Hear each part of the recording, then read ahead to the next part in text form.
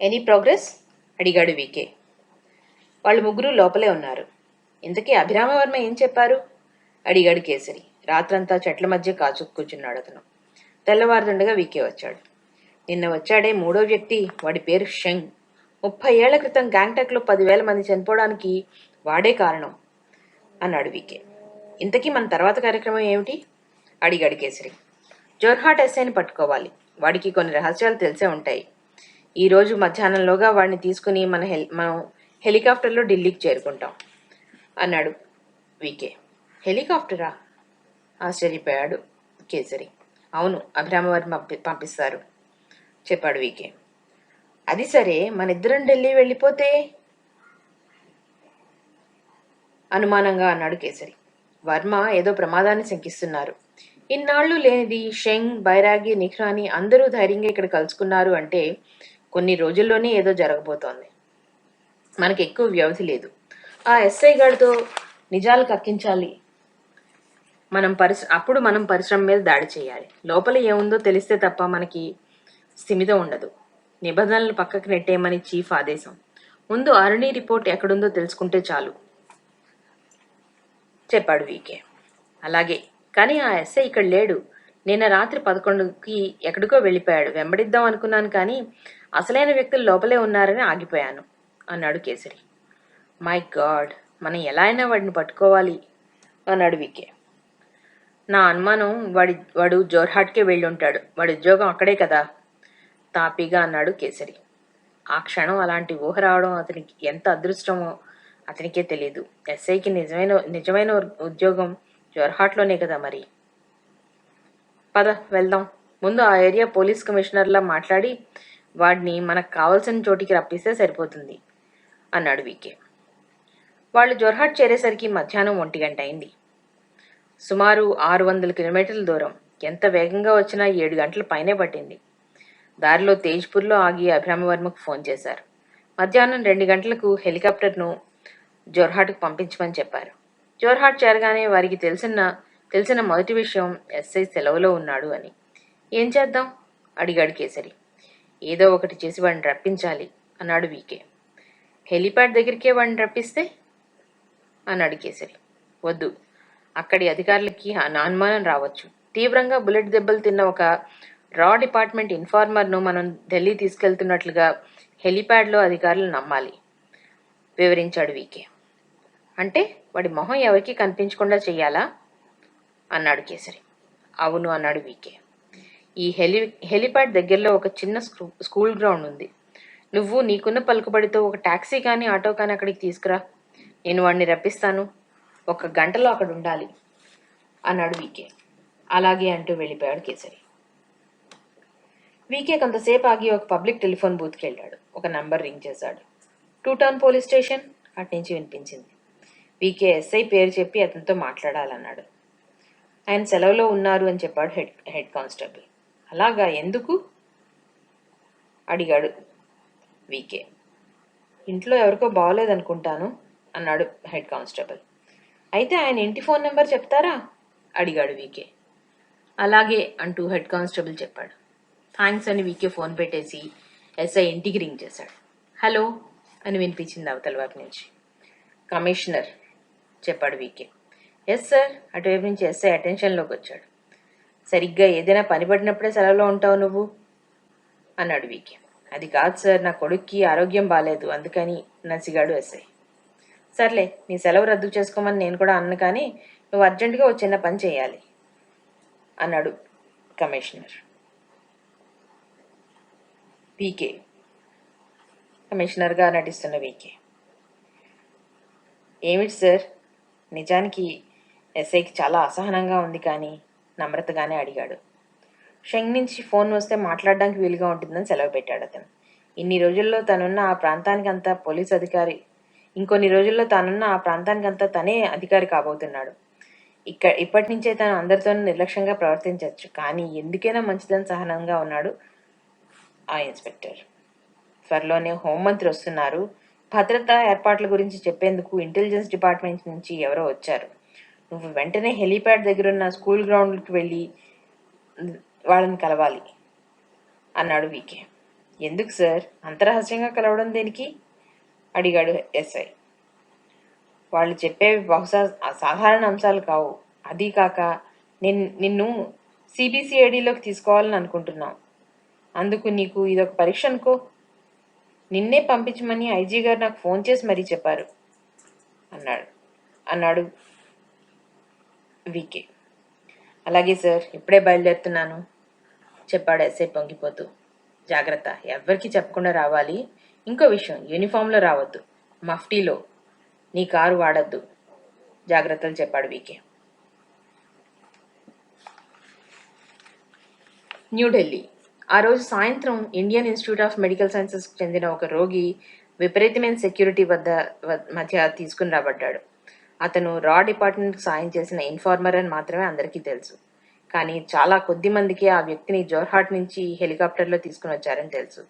కానీ అతను జోర్హాట్లో పనిచేసే ఒక ఎస్ఐ అని నలుగురికి మాత్రమే తెలుసు. అది కేసరి, అభిరామవర్మ, వికే, డాక్టర్, అంతే. సాయంత్రం 6 గంటలకు అభిరామవర్మ స్వయంగా ఇన్ఫార్మర్ని చూడడానికి వచ్చాడు. ఈ విషయానికి ఎవరూ అంత ప్రాముఖ్యత ఇవ్వలేదు. అందరి దృష్టి ఇండోపాక్ సరిహద్దుల వైపే ఉంది. గత కొన్ని రోజులుగా పాకిస్తాన్ కవ్వింపు చర్యలకు పాల్పడుతోంది. కానీ అకస్మాత్తుగా నేను రాత్రి నుంచి పాక్ సైన్యం విపరీతంగా సరిహద్దుల్లో మోహరించింది. ఈ హఠాత్ పరిణామం ఎందుకో అర్థం కాకపోయినా మన దేశం కూడా వేగంగా సైన్యాన్ని సరిహద్దుల్లోకి తరలిస్తోంది. మరో యుద్ధం తప్పదని అందరూ అనుకుంటున్నారు. అభిరామవర్మ వచ్చేసరికి డాక్టర్ తన కెమికల్స్తో సిద్ధంగా ఉన్నాడు. పెంటతాల్ నుంచి ట్రిపుల్ అమెటాల్ వరకు అన్ని కాంబినేషన్స్తో.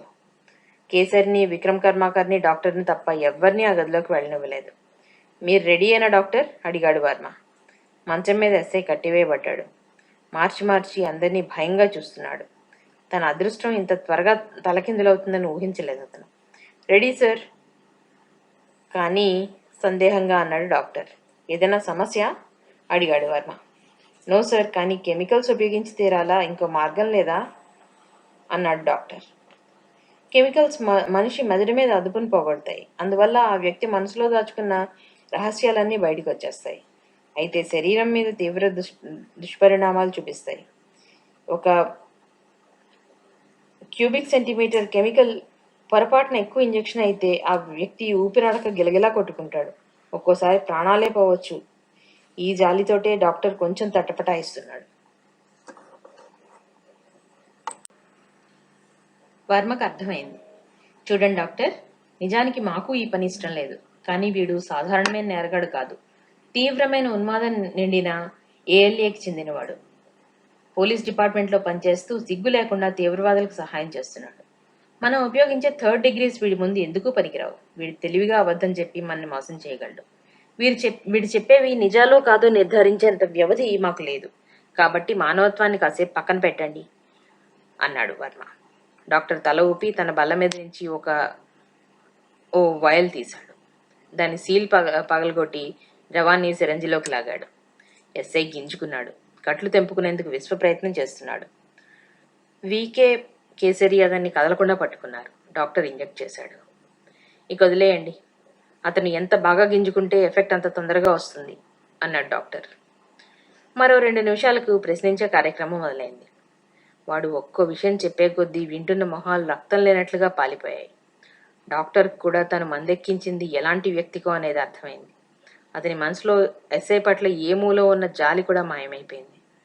ప్రతి 20 నిమిషాలకు 10 నిమిషాలు విశ్రాంతి ఇవ్వడం, మళ్ళీ ఇంజెక్ట్ చేయడం.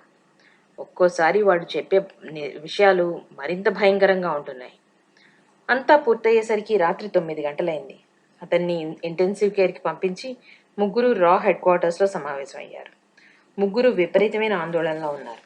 అంతా విన్నాక ఎందుకు తెలుసుకున్నామా అనిపించింది వాళ్ళకి. ఏదో ప్రమాదం ఉందని ఊహించారు, కానీ అది ఇంత భయంకరమైందని, ఇంత తొందరగా ముంచుకొస్తుందని వాళ్ళు ఊహించలేదు. వర్మ సంగతి చెప్పనవసరమే లేదు. ఈ నిజాలు తనకు తెలియకపోయి ఉంటే ఆ రాత్రి ప్రశాంతంగా నిద్రపోయి ఉండేవాడు. తెల్లవారేసరికి పరిస్థితులు ఎలాగూ చేయి దాటిపోయేవి. కానీ ఇప్పుడు అలా కాదు. ప్రమాదం జరిగేందుకు కొద్ది సమయం ముందు తెలిసింది. తను చేతులు ముడుచుకుని కూర్చోలేడు. సరిగ్గా 30 సంవత్సరాల క్రితం కూడా ఇలాగే జరిగింది. అప్పటి ప్రమాదం కన్నా ఇప్పటి ప్రమాదం 1000 రెట్లు భయంకరమైంది. భారతదేశ పట్టణం నుంచి ఈశాన్య ప్రాంతం శాశ్వతంగా తొలగించబడిపోతుంది. లక్షల మంది ప్రజలు నిరాశ్రయులై శరణార్థులుగా తరిమివేయబడతారు. అన్నింటికీ మించి చైనా మనకి చాలా దగ్గరగా తిష్టవేస్తుంది. అప్పుడు మనల్ని రక్షించేందుకు హిమాలయాలు అడ్డుండవు. విక్రమ్ కర్మాకర్కు తమ చీఫ్ పడుతున్న ఆందోళన తెలుస్తోంది. Long range nuclear missiles Varma చిన్నగా గొణిగాడు. ఇంతకీ వాడు చెప్పిందంతా నిజంగా సాధ్యమేనా సార్? అడిగాడు వికే. నీకింకా సందేహంగా ఉందా?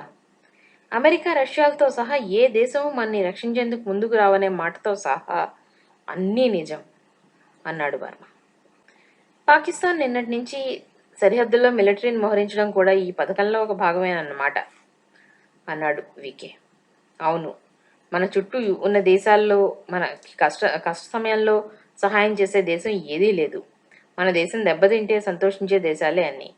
1971లో బంగ్లాదేశ్ను పాకిస్తాన్ నియంతృత్వ పాలన నుంచి మనమే రక్షించాం. కానీ ఆ దేశానికి కనీసపు కృతజ్ఞత కూడా లేదు. తమ దేశంలోని మతపరమైన మైనారిటీ ప్రజల్ని, లక్షల మందిని మన దేశంలోకి తరిమేసింది. ఇక పాకిస్తాన్ గురించి చెప్పే పనే లేదు అన్నాడు వర్మ. మరి ఇప్పుడు ఏం చేద్దాం సార్ అన్నాడు కేసరి. ఇప్పుడు మిగిలింది ఒకే ఒక మార్గం. ఈ రాత్రికే ఒమాహా ఇంటర్నేషనల్ మీద దాడి చేయాలి. మిసైల్ లాంచింగ్కి, గైడింగ్కి ఉపయోగించే కంప్యూటర్ నెట్వర్క్ని నాశనం చేయాలి. వాడు చెప్పిన దాని ప్రకారం షెంగి రాత్రికి వాడికి ఫోన్ చేస్తాడు. ఇప్పుడు సమయం 10 కావస్తోంది. షెంగి ఇంకా ఫోన్ చేశాడో లేదో తెలియదు. ఇప్పటికే చేసి ఉంటే వాడికి అనుమానం కలిగి ఉంటుంది. ఇన్స్పెక్టర్ ఏమయ్యాడో వాడు తెలుసుకునే లోపలే మనం దాడి చేయాలి అన్నాడు వర్మ. మరి అరుణి రిపోర్ట్ అడిగాడు VK. To hell with Aruni report అరిచాడు వర్మ. ఓ పక్క కొంపలు అంటుకుంటుంటే మన పరువు గురించి ఆలోచించడం దండగా. ఆ రిపోర్ట్ బయటపడితే నా పరువే కదా పోయేది. పోనీ, దేశ భద్రత కంటే అదేమంత గొప్ప విషయం కాదు. అసలు ప్రమాదం ఇలాంటిదని ముందే తెలిసి ఉంటే నేను మొదట్లోనే ఆ పరిశ్రమని ఆపేసి ఉండేవాడిని అన్నాడు వర్మ. అయితే ఎలా మొదలు పెడదాం సార్?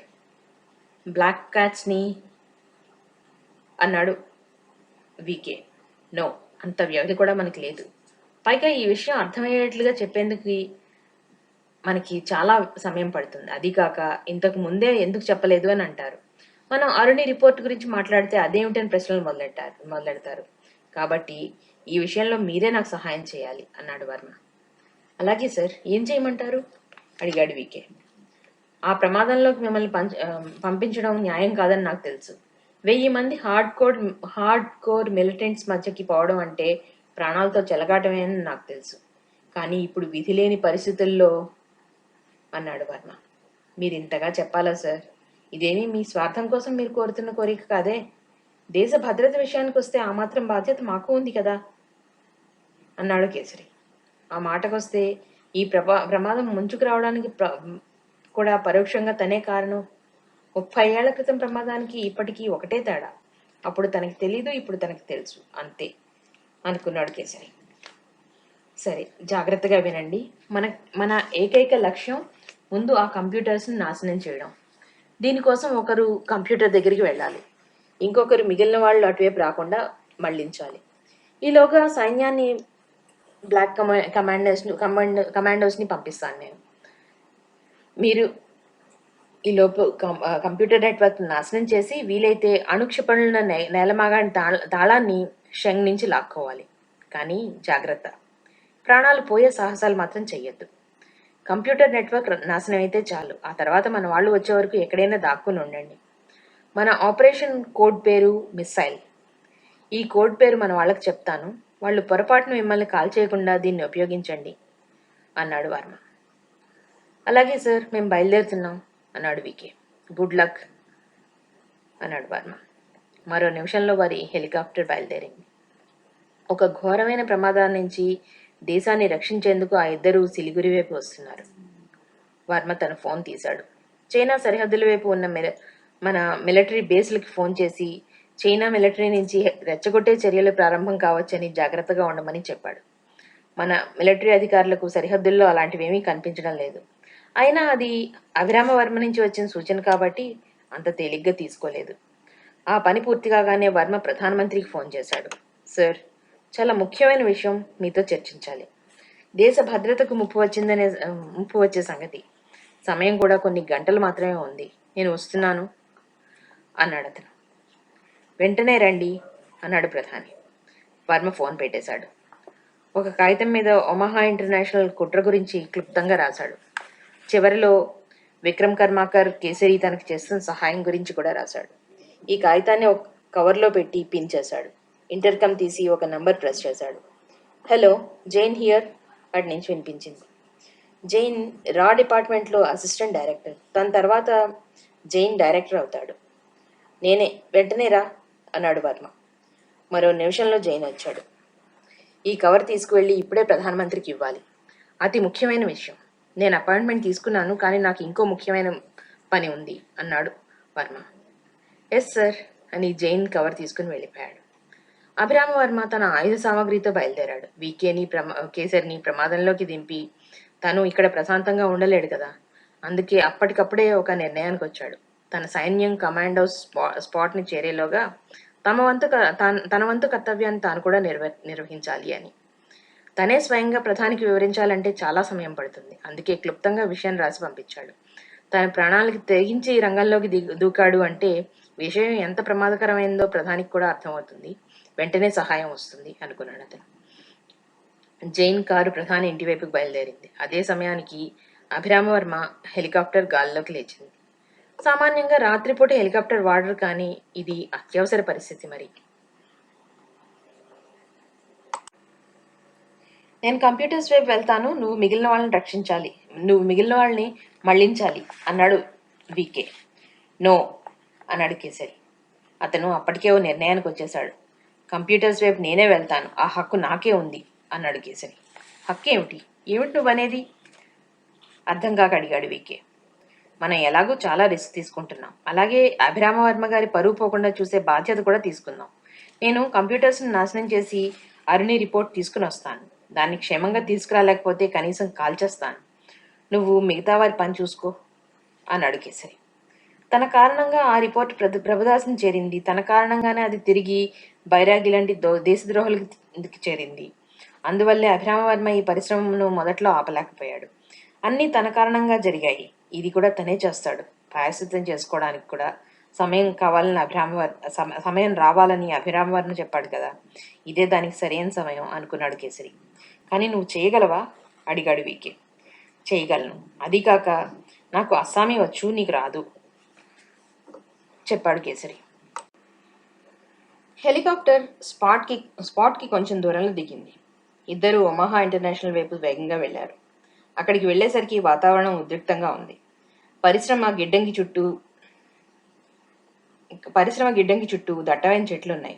అవి ఋతుపవనపు అడవులు కాబట్టి చెట్లు బాగా దట్టంగా ఉన్నాయి. చీకట్లో పరిశ్రమ వైపు వెళ్లారు. కంచె దాటి చెట్ల మధ్య నుంచి చూశారు. అక్కడ దాదాపు 1000 మంది ఏఎల్ఏ మిలిటెంట్లు కూర్చుని ఉన్నారు. మధ్యలో ఒక రాతి మీద నిలబడి షెంగ్ ఉపన్యాసం ఇస్తున్నాడు. భారతీయులు బ్రిటిష్ వారి నుంచి విభజించి పాలించే కుటిల నీతిని బాగా నేర్చుకున్నారు. మీరంతా కలిసి ఉంటే ఉద్యమం ఎదుర్కోలేమని అస్సాం రాష్ట్రాన్ని ఎన్నోసార్లు విభజించారు. 2 లక్షల చదరపు కిలోమీటర్ల వైశాల్యం కలిగిన మీ అస్సాం రాష్ట్రం ఇప్పుడు సుమారు 80,000 చదరపు కిలోమీటర్లకు తగ్గిపోయింది. మీరు మాత్రమే రాష్ట్రాల భేదం లేకుండా సంయుక్త అస్సాం దేశం కోసం కృషి చేస్తున్నారు. అందుకే మీ ఏఎల్ఏ అంటే మాకు చాలా ఇష్టం. మీకు సహాయం చేయాలని నిర్ణయించుకున్నాం. అందుకే ఈ పరిశ్రమ పేరుతో బేస్ని నిర్మించాం. మధ్యలో research and analysis wing director అడ్డుపడబోయాడు.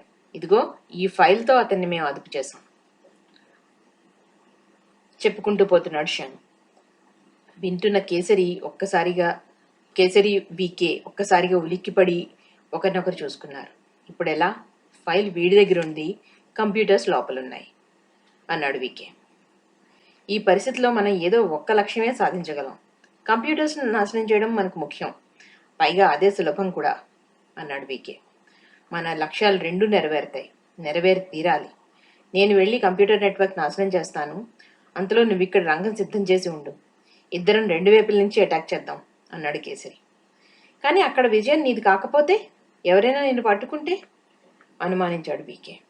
Kesari సమయం చూసుకున్నాడు. ఇప్పుడు సమయం 11:30 అయింది. నేను 12లోగా తిరిగి వస్తాను. రాగానే కాల్పులు మొదలెడతాను. వీళ్ళ చేతుల్లో ఆయుధాలు లేవు, అన్నీ రెండో గిడ్డంగిలో ఉండుంటాయి. బహుశా ఇక్కడికి ఎవరూ రారనే ధీమాతో ఉన్నారు వీళ్ళు. నేను 12 దాటాక 5 నిమిషాలు గడిచినా రాకపోతే నువ్వే ఎలాగో కష్టపడి అక్కడికి రావాలి చెప్పి గిడ్డంగి వైపు బయలుదేరాడు కేసరి. వీకే తన భుజానికి ఉన్న సంచిని కిందకి దించాడు. దాని నిండా గ్రానైట్స్ ఉన్నాయి. 2 శక్తివంతమైన మిషన్ గన్స్, కావలసినన్ని రౌండ్స్, బుల్లెట్లు ఉన్నాయి. వీకే మిషన్ గన్స్ తీసి పక్కన పెట్టి గ్రానైట్స్ బయటికి తీశాడు. ఒక్కసారి చుట్టూ పొజిషన్ చూసుకున్నాడు. సమావేశం జరుగుతున్న స్థలం నుంచి కుడివైపుగా చిన్న లోయలాగా ఉంది. సో అటువైపు ఎవరూ పారిపోరు. తాను ఉన్నవైపు వాళ్ళు రాకుండా మిషన్ గన్స్ ఉపయోగిస్తాడు. ఇప్పుడు సమావేశం జరుగుతున్న ప్రాంతం నుంచి పరిశ్రమ వైపు వెళ్లే అన్ని దారులు తాము చూసుకోవాలి. సంచి తీసుకుని అటువైపు నడిచాడు. అర్ధవృత్తాకారంలో గ్రానైట్స్ అమర్చాడు. ముందు సమావేశానికి అతి దగ్గర నుంచి ప్రారంభించి దూరంగా వెళ్ళాడు. ఆ గ్రానైట్స్ ఎవరైనా తొక్కితే పేలిపోతాయి. షెంగ్ ఉపన్యాసం ముగిసినట్టుంది. ఇప్పుడు నెహ్రానీ లేచి మాట్లాడుతున్నాడు. మనకు మిగిలిన భారతీయులకి ఎందులోనూ పోలిక లేదు. వేషభాషల్లో కానీ ముఖ కవళికల్లో కానీ మనం పూర్తిగా వేరు. అసలు మన భూభాగమే భారత్ కన్నా చాలా భిన్నం. అలాంటప్పుడు మనం భారతదేశంలో ఒక భాగం కానే కాము. ఎవరైనా మిమ్మల్ని భారతీయులు అని పిలిస్తే నరికి పారేయండి. ఈ భారతీయుల పాలనలో మనం బాగుపడలేం. మన భూభాగాలు వాళ్ళకి కేవలం యుద్ధ భూములు మాత్రమే. అందుకే ఎలాంటి అభివృద్ధి మనకి లేకుండా పోయింది. ఇక మనకు ఒక్కటే మార్గం సాయుధ పోరాటంతో స్వాతంత్రం తెచ్చుకుని మన దేశాన్ని మనమే పరిపాలించుకోవడం. మన పార్టీ పేరులోనూ మనం సాధించే కొత్త దేశం పేరులోనూ అస్సాం అనే ఉంటుంది కానీ అస్సాం అని ఉండదు. మన పూర్వీకులైన అహోం రాజులకు గుర్తుగా ఈ పేరు పెట్టాం అన్నాడు నిఖ్రానీ జాగ్రత్తగా నెమ్మదిగా విషయాన్ని ఎక్కిస్తున్నాడు. మతం ఒక మత్తు మందు అన్నారు కానీ మత్తు కావాలనుకునే వాళ్ళకి ఏదైనా మత్తు మందే. అన్నింట్లోకి పవర్ఫుల్ మత్తు మందు వేర్పాటువాదం. ఒకసారి అది బుర్రలోకి ఎక్కితే ఇంకా ఎప్పటికీ దిగదు. ఆహోం రాజులు రావడం కంటే ముందు నుంచే ఈ ప్రాంతం భారతదేశంలో ఒక భాగం అని, అప్పుడు దీన్ని కామరూప ప్రదేశం అని పిలిచేవారని, భారత యుద్ధంలో కూడా ఈ రాజ్యం పాల్గొందని చరిత్ర చదివిన ఎవరైనా గ్రహించగలరు. కానీ ఈ ఉన్మాదులకు ఎవరు నచ్చ చెప్పగలరు? ప్రజల్లో కొద్ది అసంతృప్తి, అసహనం మొదలైతే చాలు దాన్ని పెంచి పెద్ద చేసి క్షణాల్లో వేర్పాటువాదంగా మార్చగలిగిన నిఖ్రానీ లాంటి అంతర్గత ద్రోహులు ఉన్నంత వరకు మన సమగ్రతకు ఎప్పుడూ ప్రమాదాలు తప్పవు. అభిరామవర్మలాగా ప్రతి చిన్న విషయాన్ని, కదలికని జాగ్రత్తగా పరిశీలించి బుర్ర బద్దలు కొట్టుకుని ఆలోచించే వ్యక్తులు కీలకమైన పదవుల్లో ఉన్నన్ని రోజులు పర్వాలేదు. కానీ ఆ తర్వాత వీకే ఆలోచిస్తూనే తన పని పూర్తి చేశాడు. మీటింగ్ జరుగుతున్న ప్రదేశం నుంచి పరిశ్రమ వైపుగా అనేక అర్ధవృత్తాల ఆకారంలో గ్రెనేడ్స్ పడేశాడు. తన పొజిషన్కి తిరిగి వచ్చి కూర్చున్నాడు. మిషన్ గన్స్ ఫైరింగ్ పిన్ ఒకసారి పరీక్షించుకున్నాడు. సమయం చూశాడు. 12 దాటింది. లిక్కిపడ్డాడు. కేసరి ఇచ్చిన గడువు సమీపించింది. సమావేశం వైపు చూశాడు. షెంగ్ నిఖ్రానీతో ఏదో చెప్తున్నాడు. వాడు తల ఊపి బేస్ వైపు బయలుదేరాడు. వీకే ఆందోళనతో చూస్తున్నాడు. ఒక్క గ్రెనేడ్ మీద నిఖ్రానీ కాలు వేసినా చనిపోతాడు. అది చూసి షెంగ్ అప్రమత్తుడైతే అసలు ఇంతవరకు కేసరి రాకుండా ఏం చేస్తున్నాడు? ఇప్పుడు తాను ఏం చేయాలి? అర్థం కాలేదు వీకేకి.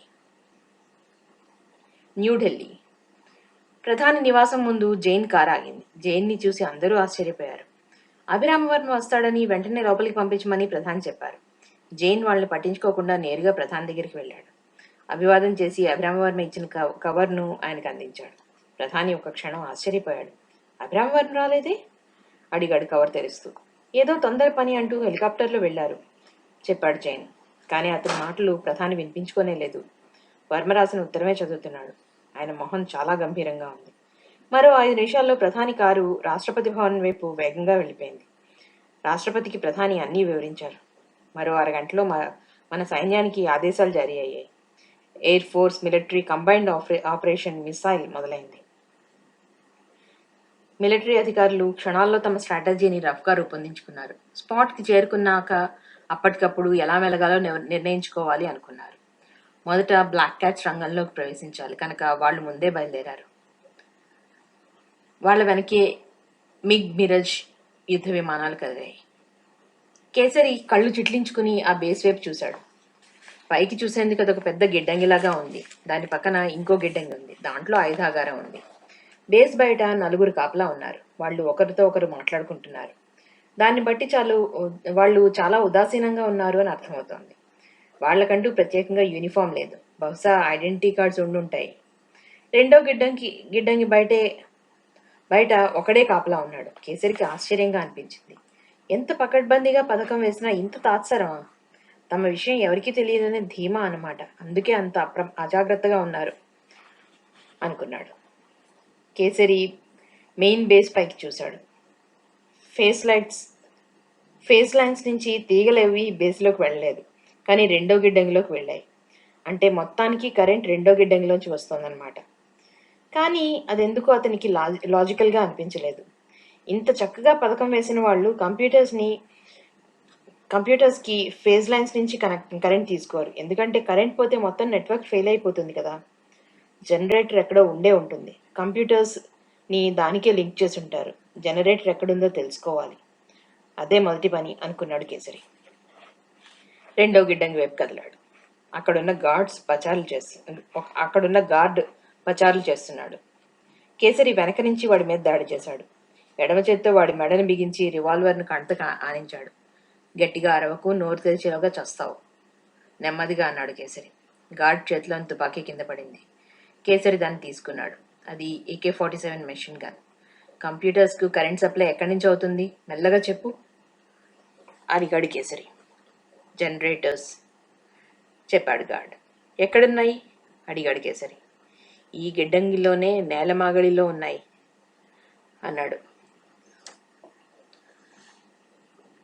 ఎందుకు ఆశ్చర్యంగా అడిగాడు కేసరి. కంప్యూటర్స్ ఉన్న చోట జనరేటర్స్ కూడా పెట్టుకోవచ్చు కదా అన్నాడు అతను. అసలు స్థలం అంతా అణుక్షిపణులకే సరిపోయింది కదా చెప్పాడు గార్డ్. కేసరికి అర్థమైంది. పద, నన్ను జనరేటర్స్ దగ్గరికి తీసుకెళ్ళు అన్నాడు. వాడు గిడ్డంగి తాళం తీసి లోపలికి దారి తీశాడు. లోపలి దృశ్యం చూసేసరికి కేసరి స్థాణువయ్యాడు. ఆ గదిలో ఎటు చూసినా ఒక ఆయుధాగారంలాగా ఉంది. గ్రెనైడ్స్, మిషన్ గన్స్ రాసులు పోసి ఉన్నాయి. గార్డ్ నేలమగని వైపు కదిలాడు. ఇద్దరూ మెట్లు దిగి లోపలికి వెళ్లారు. అతి పెద్ద జనరేటర్స్ చేస్తున్న చప్పుడు భయంకరంగా ఉంది. కేసరి తన రివాల్వర్ వెనక్కి తిప్పి బట్తో గార్డ్ తలపై గట్టిగా కొట్టాడు. వాడు స్పృహ తప్పి పడిపోయాడు. కేసరి తన సంచిలోంచి ప్లాస్టిక్ ఎక్స్ప్లోజివ్స్ బయటికి తీశాడు. దాన్ని సీల్తో జనరేటర్ పవర్ లైన్స్ మీద బిగించాడు. టైమర్ని 5 నిమిషాలకు సెట్ చేసి వేగంగా వెనక్కి తిరిగాడు. మరో నిమిషంలో బయటికి వచ్చేశాడు. ప్లాస్టిక్ ఎక్స్ప్లోజివ్ పెద్దగా చప్పుడు చేయదు. పైగా నేలమాగండిలో ఉంది కాబట్టి దాని శబ్దం ఎవరికీ వినపడదు. కానీ జనరేటర్స్ పేలి కంప్యూటర్స్కి సరఫరా ఆగిపోయే లోపు తను అక్కడికి చేరుకోవాలి. వేగంగా బేస్ వైపుకి సాగిపోయాడు కేసరి. అక్కడున్న నలుగురు ఇంకా అలాగే నిర్లక్ష్యంగా మాట్లాడుకుంటున్నారు. కేసరి రావడం చూసి వాళ్ళు అప్రమత్తులయ్యారు. హోచిమిన్ లోపలే ఉన్నారా? షింగ్ అర్జెంటుగా రమ్మంటున్నాడు అన్నాడు కేసరి. అతన్ని చూసి ఆత్రంగా తమ ఆయుధాలు తీయడానికి రెడీ అవుతున్న వాళ్ళు ఆగిపోయారు. హోచిమిన్ పేరు, షెంగ్ పేరు మంత్రాల్లా పనిచేశాయి. ఇంత సరిగ్గా చెప్పాడంటే వీడు మనవాడే అయి ఉంటాడు అనుకున్నారు. ఒకడు లేచి బేస్ తలుపు వైపు నడిచాడు. తలుపు మీద నంబర్స్ ఉన్న బటన్స్ ఉన్నాయి. వాడేవో నంబర్స్ నొక్కి కిందన్న చక్రం తిప్పుతున్నాడు. హోచిమిన్ ఎప్పుడు ఇక్కడేగా ఉంటాడు, ఇంతలోనే ఏం తొందర వచ్చింది? ఇంకొకడు అడిగాడు. మిసైల్స్ లాంచ్ చేసి పొజిషన్లోకి తీసుకురావాలట అన్నాడు కేసరి. ఈలోగా మొదటివాడు తలుపు తీశాడు. కేసరి వైపు చూశాడు. కేసరి బేస్లోకి వెళ్ళబోతున్నాడు. ఎందుకైనా మంచిది, నీ ఐడెంటిటీ కార్డ్ ఒకసారి చూపించు సరిగ్గా లోపలికి వెళ్తున్నప్పుడు రెండవ వాడు అడిగాడు కేసరిని. వీడికి అనుమానం ఎక్కువ అనుకున్నాడు కేసరి. తన జేబులోంచి రివాల్వర్ తీశాడు. దానికి సైలెన్సర్ ఉంది. వాళ్ళు తేరుకునేలోగానే నలుగురిని కాల్చిపారేశాడు. వేగంగా బేస్లోకి అడుగు పెట్టాడు. ఇంకొన్ని క్షణాల వ్యవధి మాత్రమే ఉంది. అతని భయం ఏంటంటే కరెంట్ సరఫరా ఆగిపోగానే హోచిమిన్ అప్రమత్తుడై ఎలాంటి అల్లారానైనా మోగిస్తే కష్టం. అలాంటి ఏర్పాట్లు ఉన్నాయో లేదో తెలియదు. మెట్లు దిగి కేసరి వేగంగా బేస్లోకి పరిగెట్టాడు. విశాలమైన ఆ బేస్ ఏసీ చేసింది. కంప్యూటర్స్ ముందు కూర్చుని ఎవరో పనిచేస్తున్నారు. బహుశా వాడే హోచిమిన్ అనుకున్నాడు. వాడు ఆ చప్పుడుకి వెనక్కి తిరిగాడు. కేసరిని చూసి ఒక క్షణం అయోమయంలో పడ్డాడు. ఆ సమయం చాలు కేసరికి. తను రివాల్వర్ ఎప్పుడు తీశాడో, ఎప్పుడు ట్రిగ్గర్ నొక్కాడో తనకే తెలీదు. హోచ్మిన్ 7 నేల మీద పడింది. కేసరి తన సంచి నుంచి గ్రనైడ్స్ తీశాడు. రివాల్వర్ తన జేబులో పెట్టుకుని మొదటి గార్డ్ దగ్గర నుంచి తీసుకున్న AK-47 రైఫిల్ కింద పెట్టాడు. కొద్ది దూరంలో నిలబడి గ్రనైడ్స్ కంప్యూటర్ మీదకి విసిరాడు. అది ప్రమాదం అని తెలుసు, కానీ ఇప్పుడు వ్యవధి లేదు అతనికి. తను వీకేకి ఇచ్చిన గడువు సమీపించింది. గ్రనైడ్స్ కంప్యూటర్స్ మీద పడి పేలుతున్నాయి. 2 నిమిషాల్లో నెట్వర్క్ మొత్తం ధ్వంసం అయిపోయింది. కేసరి సంతోషంగా వెనక్కి తిరిగాడు. ఒక భయంకరమైన ప్రమాదం నుంచి తన దేశాన్ని రక్షించాడు. నిజానికి జనరేటర్స్ను నాశనం చేయడం అనవసరం, కానీ కేసరి ఏ రిస్క్ తీసుకోకుండా మెల్లమెల్లగా ముందుకు సాగాలి అని నిర్ణయించుకున్నాడు. తన పొరపాటున బేస్లోకి రాకముందే పట్టుబడితే కంప్యూటర్స్ పని వీకే చూసుకోవాలి, కానీ ఈలోగానే శత్రువులు జాగ్రత్త పడి క్షిపణుల ప్రయోగం చేస్తే అది తమ ప్రయత్నాన్నంతా వృధా చేస్తుంది. అందుకే జనరేటర్స్ని ముందు పేల్చేశాడు. తను బేస్ దగ్గర తప్పితే వీకేకి కొంత సమయమైనా మిగులుతుంది కదా అని. కేసరి తలుపు సమీపించాడు. అదే సమయానికి సుగమ్ నిఖ్రాని బయట నుంచి తలుపు తీస్తున్నాడు.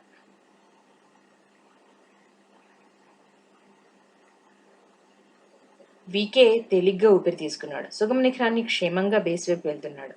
తాను అన్ని గ్రానైడ్స్ పెట్టినా వాడు ఒక్కదాన్ని తొక్కలేదు అంటే వాడి చావు ఇక్కడ రాసిపెట్టలేదన్నమాట. వీకే చెవులు రెక్కించి షంగ్ మాటలు వింటున్నాడు. జోర్హాట్లో ఎస్ఐ ఏమయ్యాడో అర్థం కాలేదని బైరాగ్తో చెప్తున్నాడు అతను.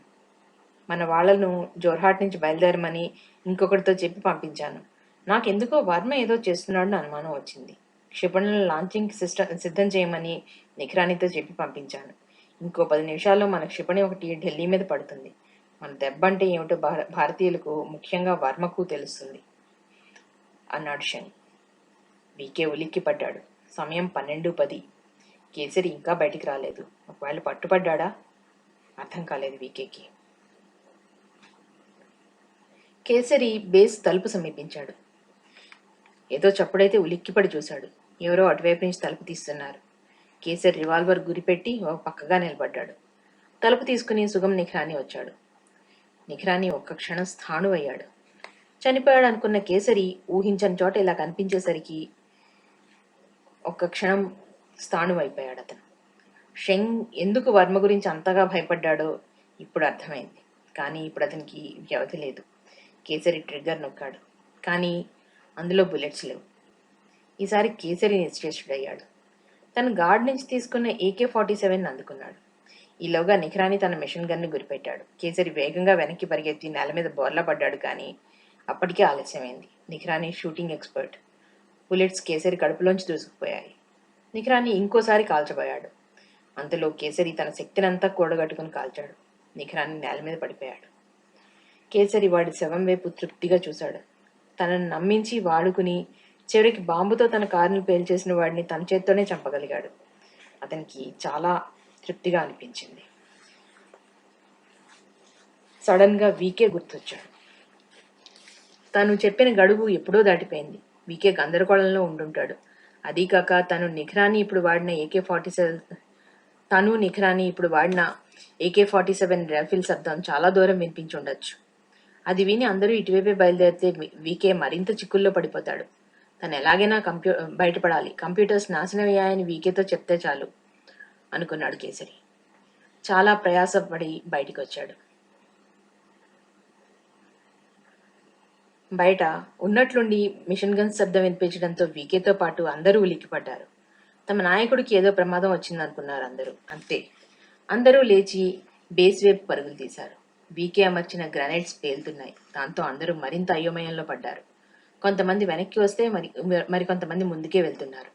ఆ క్షణంలో ఏం చేయాలో వీకే కూడా పాల్పోలేదు. ఏదేమైనా కేసరి ఏదో చేస్తున్నాడు.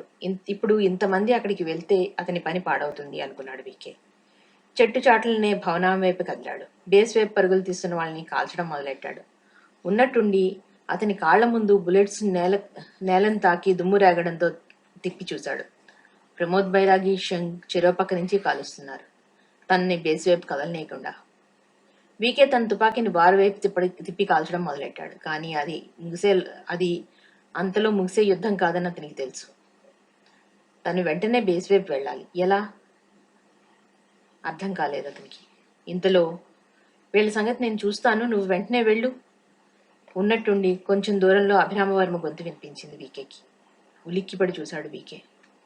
అభిరామవర్మ 67 సంవత్సరాల వయసులో మిషన్ గన్ పట్టుకొని వార్ గార్డ్ లాగా నిలబడి ఉన్నాడు. సార్ మీరు? ఆశ్చర్యపోయాడు వీకే. ఇప్పుడు ప్రశ్నలు అడిగే సమయం లేదు. ఈ గ్రెనేడ్స్ తీసుకో, అడ్డొచ్చిన వాడిని వీటితో లేపేసి బేస్లోకి వెళ్ళు, చెప్పాడు వర్మ ఒక చిన్న సంచి అందిస్తూ. వీకే దాన్ని తీసుకుని బేస్ వైపు పరిగెట్టాడు. బైరాగి అతన్ని వెళ్ళనీయకుండా బుల్లెట్స్ కురిపిస్తున్నాడు. అభిరామవర్మ బైరాగిని అడ్డుకోకుండా షెంగ్ వైపు పేలుస్తున్నాడు. వీకే చూశాడు. ఇలా అయితే తను ఎప్పటికీ ఇక్కడి నుంచి కదలలేడు. గ్రెనేడ్ బయటికి తీశాడు. వేగంగా బైరాగి వైపు కదిలాడు.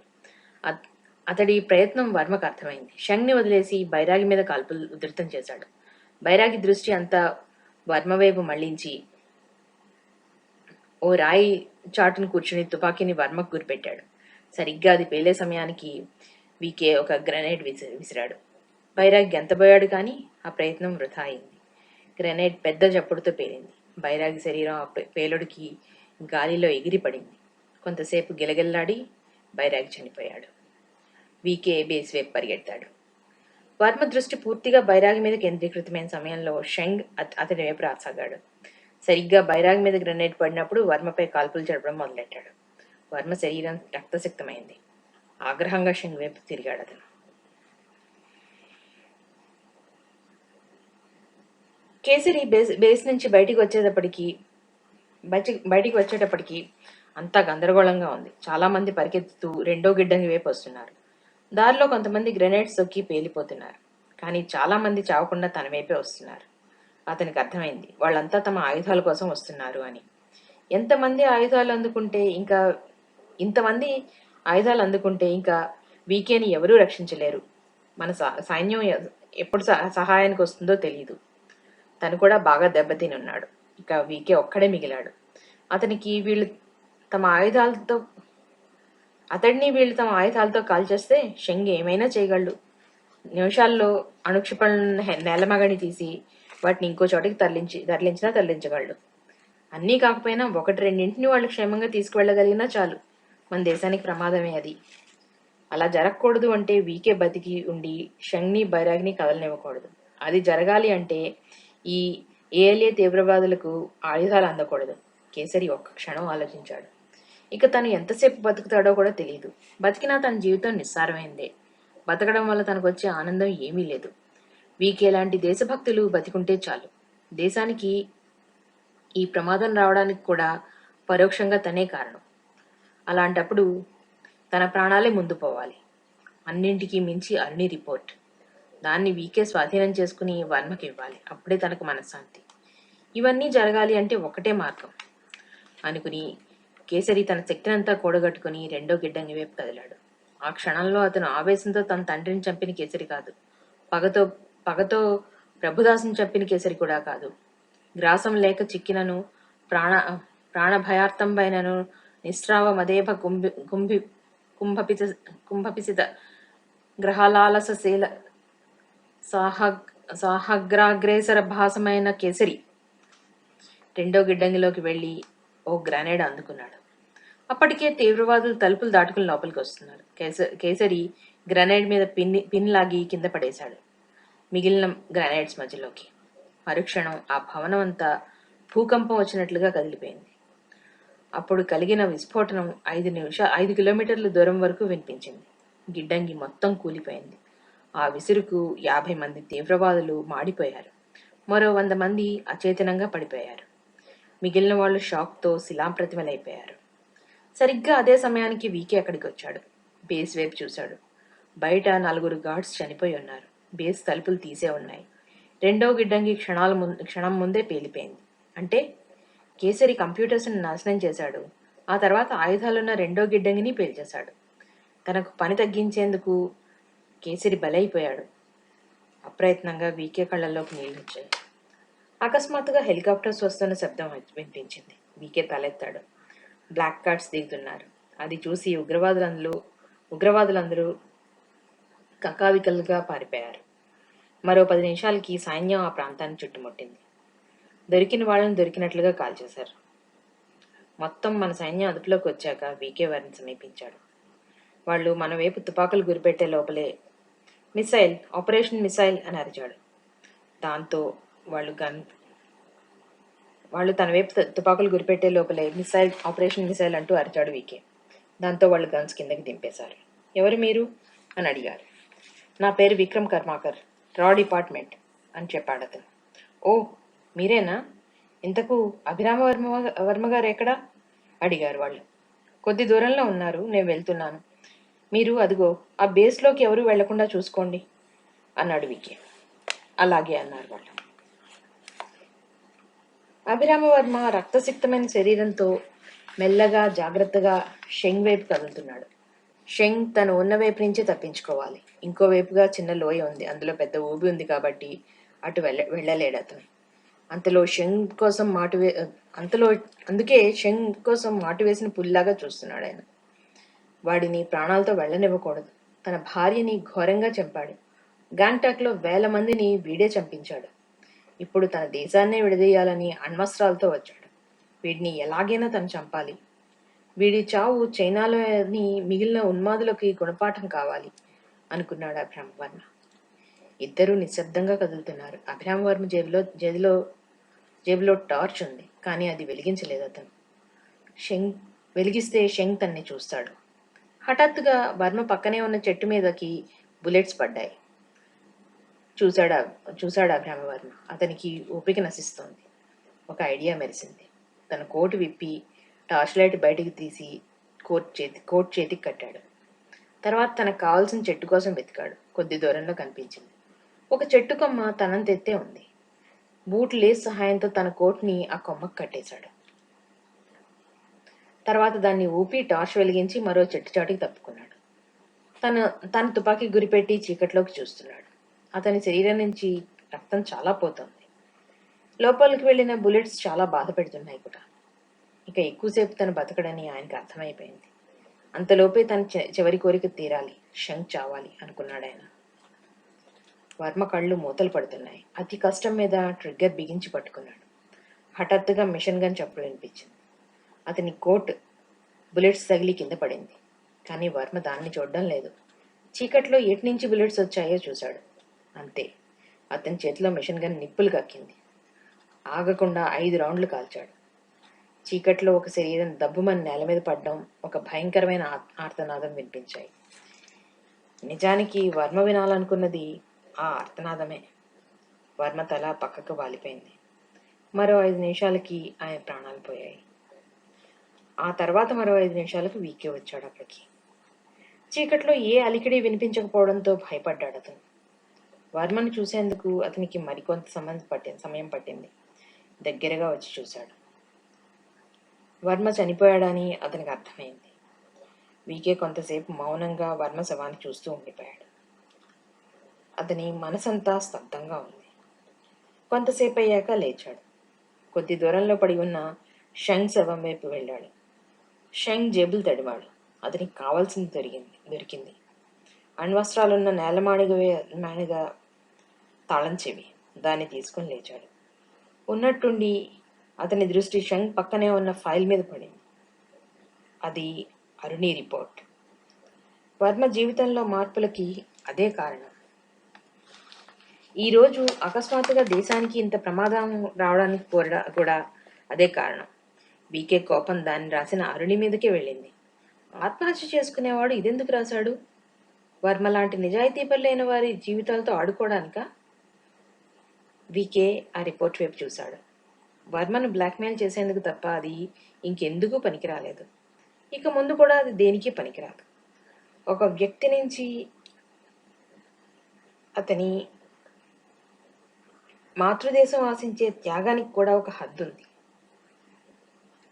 అతని ఆస్తిని కోరవచ్చు, ప్రాణాలు త్యాగం చేయమని కోరవచ్చు. కానీ తను చెయ్యని నేరానికి కలకాలం అలా అవమానం భరించమనే కోరే హక్కు ఏ దేశానికి లేదు, అసలు ఎవరికీ లేదు అనుకున్నాడు అతను.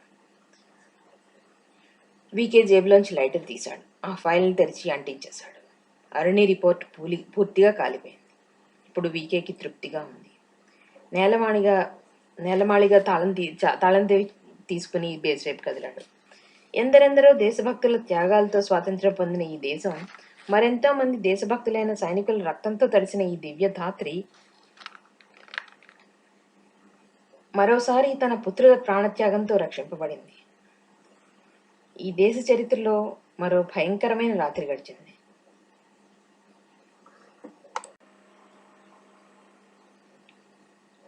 ఉపసంహారం.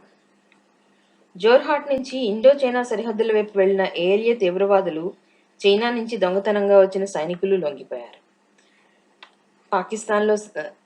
పాకిస్తాన్లో సరిహద్దుల్లో కాల్పులను ఆశించి మరోసారి తన పాకిస్తాన్ సరిహద్దుల్లో కాల్పులు ఆపించి మరోసారి తన నక్కజిత్తుల స్నేహహస్తాన్ని చాపింది. తన పథకం ఎలా విఫలమైందో చైనాకు అర్థం కాక మౌనంగా ఉండిపోయింది. కనీసం పట్టుబడిన తన సైనికులను వదలమని కూడా అడగలేకపోయింది. ఎందుకంటే అలా అడిగితే తమ మోసమే బయటపడుతుంది కదా. మన దేశం కూడా ఈ విషయాన్ని ఎక్కువ రభస చేయలేదు. కొన్ని రోజుల తర్వాత ప్రధాని వీకేను పిలిపించారు. ఆయన్ని చూడగానే చాలాసేపటి నుంచి ఏదో ఆలోచిస్తున్నారని వీకేకి అర్థమైంది. అభిరామవర్మ ఎందుకు ఇంత సాహసం చేశాడో నాకు అర్థం కావడం లేదు. ఒమాహా ఇంటర్నేషనల్ని ఆపాలని మొదట్లో ప్రయత్నించాడు, కానీ మధ్యలో ఎందుకో దాని విషయమే పట్టించుకోలేదు. ఎందుకో నీకేమైనా తెలుసా అని అడిగారు ప్రధాని. లేదు సార్, నాకు ఈ విషయాలేవీ తెలీదు, సీరియస్గా మొహం పెట్టి అన్నాడు వీకే. ప్రధానితో అబద్ధం చెప్తున్నందుకు మనసులో భయంగా ఉంది అతనికి. కానీ చనిపోయిన తర్వాత కూడా వర్మ అవమానాలకు గురి కావడం అతనికి ఇష్టం లేదు. ఇంతకీ ఈ కేసరి ఎవరు అడిగారు ప్రధాని. ఎవరో నాకు కూడా తెలియదు సార్. అతను ఈ పరిశ్రమ విషయంలో మనకి సహాయం చేస్తాడు అని మాత్రం అభిరామవర్మ గారు నాతో చెప్పారు. అంతే అన్నాడు వీకే. అంటే వర్మ నిన్ను ఇజ్రాయెల్ నుంచి పిలిపించేసరికి కేసరి ఆయనతో ఉన్నాడా అడిగారు ప్రధాని. అవును సార్ అన్నాడు వీకే. గుడ్. మరి అరుణి రిపోర్ట్ ఏమైంది ప్రధాని ఉన్నట్టుండి అడిగారు. వీకే ఉలిక్కిపడ్డాడు. దేని విషయం గురించి తను రహస్యంగా ఉంచాలనుకున్నాడో దాని గురించి ప్రధానికి ముందే తెలుసు. మరి తనని ప్రశ్నలు అడగడంలో ఈయన ఆంతర్యం ఏమిటి? ఒక్క క్షణం ఆలోచించి వీకే ఒక నిర్ణయానికి వచ్చాడు. ఏది ఏమైనా సరే తను బయటపడకూడదు అని. ఆ రిపోర్ట్ ఏమిటో నాకేం తెలియదు సార్ అన్నాడు వీకే. వర్మ నాకు రాసిన ఉత్తరంలో శత్రువులు తనని అరుణి రిపోర్ట్ ద్వారా బ్లాక్మెయిల్ చేశారు అని చెప్పాడు. ఇంతకీ అందులో ఏముందో తెలుసుకుందామని అడిగానంతే అన్నారు ప్రధాని. ఆ రిపోర్ట్ గురించి నాకు బాస్ ఒక్కసారి కూడా చెప్పలేదు సార్ అన్నాడు వీకే. సరే, నువ్వు వెళ్ళొచ్చు, బెస్ట్ ఆఫ్ లక్ అన్నారు ప్రధాని. థ్యాంక్ యూ సార్ అని విష్ చేసి వీకే వెనక్కి తిరిగాడు. అతను తలుపు తీయబోతూ ఉంటే వెనక నుంచి ప్రధాని కంఠం వినిపించింది. భవిష్యత్తులో ఇంకెవరైనా నిన్ను ఇలాంటి ప్రశ్నలు అడిగితే నాకు చెప్పినట్లే ఏమీ తెలియదు అని చెప్పు అన్నారాయన. వీకే ఉలిక్కి పడ్డాడు. ఏం సమాధానం చెప్పాలో అర్థం కాక అవును కాదులకి మధ్యలో తల ఊపి బయటపడిపోయాడు. ప్రభుత్వం అభిరామవర్మకి భారతరత్న ఇవ్వాలని మొదట అనుకుంది. కానీ ఎవరైనా ఆ అవార్డు ఎందుకు ఇచ్చారు అని అడిగితే కథంతా చెప్పాల్సి వస్తుంది. అందులో భాగంగా న్యూక్లియర్ మిసైల్స్ గురించి కూడా చెప్పాల్సి వస్తుంది. అవి మన ఆయుధ సంపత్తిలో చేరాయని చెప్తే అంతర్జాతీయంగా మనకి ఇబ్బందులు వస్తాయి. అందుకని వర్మకి ఎలాంటి అవార్డు ఇవ్వలేదు. సర్వీస్లో మొదటి నుంచి చివరి వరకు గుర్తింపు లేని, ఉండకూడని సేవ చేసిన వర్మ లాంటి వ్యక్తులు అవార్డులకు అతీతులు. వారి దేశభక్తి బెదురులకు అతీతమైనది.